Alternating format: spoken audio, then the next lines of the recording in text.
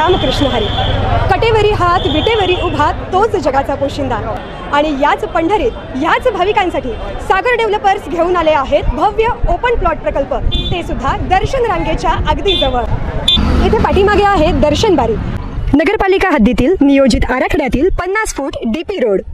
संपूर्ण प्रोजेक्टमध्ये अंतर्गत street lights, plot demarcation, plantation आणि प्रत्येक प्लॉटला स्वतंत्र नळ कनेक्शन. संपूर्ण प्रोजेक्टला तारेचे कंपाऊंड. ज्येष्ठ नागरिकांना बसण्यासाठी बेंचेस. चला तर मग आत्ताच बुक करा मठासाठी किंवा आपल्या हक्काच्या घरासाठी आपल्या हक्काचा प्लॉट, तेही अगदी माफक दरात. ताज्या घडामोडी पाहण्यासाठी आमच्या YouTube चॅनलवरील PVR म्हणजेच पंढरी वार्ता या न्यूजला सबस्क्राइब करा आणि शेजारील बेल आयकॉनवर क्लिक करा. राज्यामध्ये महावितरणच्या माध्यमातून स्मार्ट मीटर बसवण्याची मोहीम घरोघरी सध्या सुरू आहे. सोलापूर जिल्ह्यातही अनेक ठिकाणी स्मार्ट मीटर बसवण्याचा प्रयत्न महावितरणच्या स्थानिक विभागाकडून होताना दिसून येत आहे. खरं तर या स्मार्ट मीटरची गरजच काय? या मीटरसाठी जो 12,000 रुपये चार्ज लागणार आहे तो पुढे येणाऱ्या ग्राहकांच्या बिलातूनच वसूल केला जाणार आहे असेही म्हटले जात आहे. याबाबत महावितरणकडून कुठलाही अधिकृत खुलासा होताना दिसून येत नाही.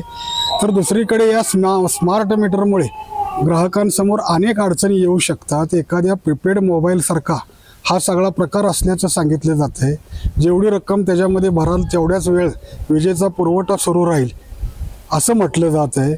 महावितरणकडून ग्राहकांची कुठलेही संमतीपत्र भरून न घेता, ग्राहकांना कुठलीही माहिती न देता ही स्मार्ट मीटर बसवण्याची मोहीम पंढरपूर शहर तालुक्यात देखील हाती घेतलेली आहे. आणि वाखरी पंढरपूर तालुक्यातील एक मोठं गाव म्हणून ओळखलं जातं.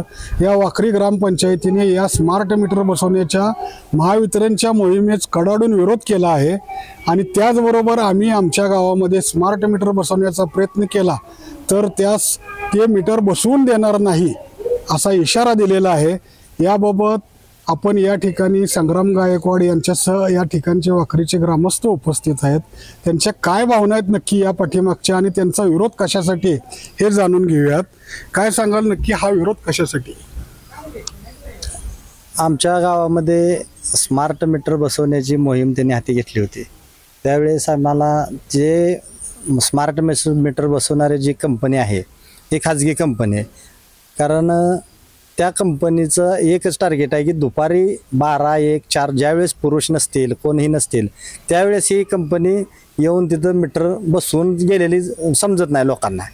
तर आम्ही आपल्या चॅनलच्या माध्यमातून आपल्याला आवाहन करतो की जर असा कोण स्मार्ट मीटरवाला आला तर प्रथमतः आम्ही फेसबुक, व्हॉट्सअप व सर्व नंबर शेअर केलेले आहेत. त्या नंबरवर कॉल करा.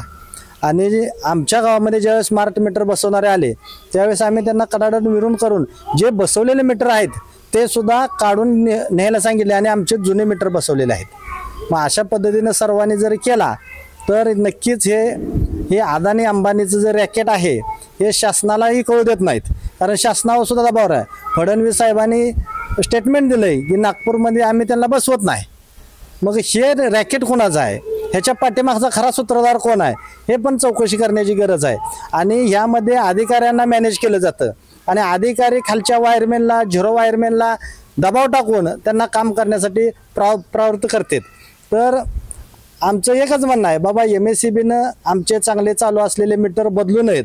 जर त्यांच्याकडे जास्त पैसा झाला असेल तर आमच्या भागातील डांब पडायला लागलेत. डांबाला 25-25, 30 वर्ष झालेत. आमच्यातल्या तारा तुटायला लागले, तिथं पैसे खर्च करावा. आमच्याकडे DP-मध्ये फ्युजा नाहीत, त्या ठिकाणी त्यांना पैसे नाहीत. आणि एक स्मार्ट मीटरची आम्हाला अंदाजे रक्कम कळली की 25,000 रुपये किंमत आहे. 12,000 रुपये किंमत आहे. आणि ते पण ग्राहकाकडून नंतर वसूल केले जातील अशी आम्हाला माहिती मिळाली. तर हे 12,000 जर आम्ही भरत असाल तर आमची भुर्दंड आहे. जर तुम्ही भरत असाल तर आमचंच मीटर चालू असताना तुम्ही स्मार्ट मीटर बसवण्यापेक्षा स्मार्ट पद्धतीने लाईट देण्याचा प्रयत्न करा. आणि जर अशा पद्धतीनं नाही झालं, आम्ही 4 फेब्रुवारी 2025ला ग्रामसभेमध्ये ठराव केलेला आहे आणि त्या ठरावाची प्रत ही आम्ही MSEBीला दिलेली आहे. तरी पण त्यांचं जर जे खुमखुमे असेल तर आम्ही खळखटाक केल्याशिवाय आता इथून पुढे राहणार नाही. आमच्या गावामध्ये आम्ही त्यांना गोडीत सांगितले, 2-3 वेळा हाकलून लावलेला आहे, तरी पण दुपारच्या वेळेस येतात. जर ह्या झिरो वायरमॅनला जर त्यांची स्वतःची जर परवा नसेल तर आम्ही त्यांच्यावर पण आमच्या पद्धतीनं आमच्या स्टाईलनं त्यांना उत्तर देईन.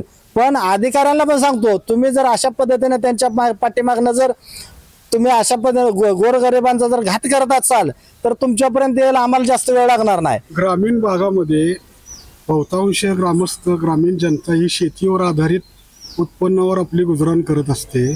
अशा वेळी दर महिन्याला त्या मीटरचं रिचार्ज मारणे, कधी कधी शेतीच्या उत्पन्नाची ऊसाची बिले असू दे किंवा शेतीच्या मालाचा जो विक्री केल्यानंतरचे जे पैसे असतात त्याला 3-3, 2-2 महिन्याचा 4-4 महिन्याचा कालावधी लागू शकतो. अशा वेळेला दर महिन्याला ह्या पद्धतीनं वीज बिल वसूल करणे आणि तेही आधीच अशा पद्धतीची ही मोहीम राबवली जाणार असल्याचं म्हटलं जाते. स्मार्ट मीटरच्या माध्यमातून शेतकऱ्यांवर विश्वास राहील नाही का शासनाचा? शेतकऱ्यावर तर शासनाचा विश्वास अजिबात राहिलेला नाही.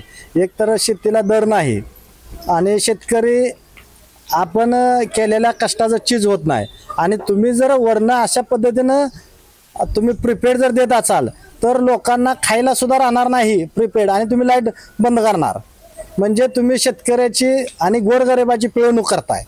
त्यामुळं आमचं एकच सरकारला विनंती आहे की हे प्रीपेड जे मीटर आहेत हे थांबवावेत, अन्यथा ह्याचा महाराष्ट्रभर उद्रेक व्हायला वेळ लागणार नाही. आम्ही लवकरच वाकरीकर आणि तालुक्यातील सर्वच चळवळीच्या लोकांना एक आवाहन करतो की प्रत्येकानं आपल्या गावामध्ये स्मार्ट मीटरला विरोध करावा आणि स्मार्ट मीटर पासून आपला जे धोका आहे तो आत्ताच आपण त्याच्यावर आळा बसवावा अशी मी काँग्रेसच्या खासदार प्रणिताई शिंदे यांना देखील आपण याबाबत निवेदन दिल्याचं समजतंय. काय त्यांच्याकडून काय प्रतिसाद आला?